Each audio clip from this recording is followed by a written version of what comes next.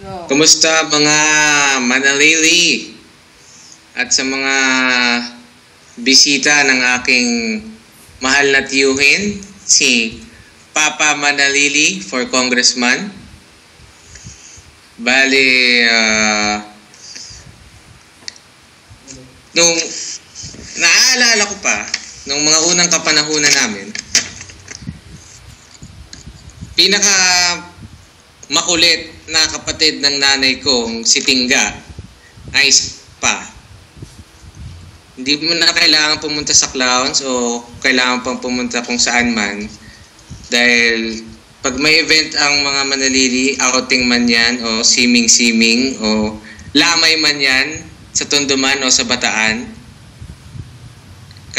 kahit na ano pa yan, pagkasama si Tito pa, siguradong may kasiyahan kasi napapatawa niya lahat ng mga manalili. Kahit yung mga may sumpong na manalili, yung may mga toyo na manalili, at yung mga normal na manalili, lahat yan tatawa, matanda o bata, may ngipin o wala.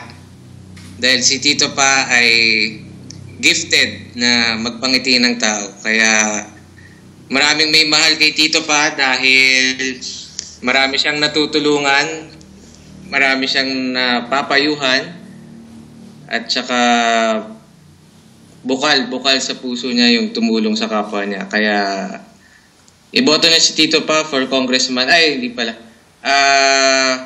Mahal namin yan, si Tito pa.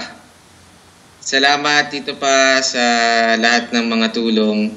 Tsaka sa pagpapatawa, yung mga panahon na may mga kalungkutan sa pamilya, nakakalimutan pagka nandyan ka, di ba? Everybody happy. So, mahal natin ang manalili. Tito pa, long life pala, long life, more health, Tito pa. Sana marami ka pang matulungan, tsaka sana mahaba pang ibuhay natin sa mundong ibabaw. Okidoki, ingatan ang buhay, ingatan si Tita Monique at ang maraming apo. We love you guys. Salamat, Tito pa. Happy birthday, happy birthday. Sana maging happy ka ngayong araw na to, Tito pa. We love you. Say happy birthday. Happy birthday. Say we love you, Tito pa. Love you, Tito pa. Say mahal po kita. Mahal po kita. Say kita tayo.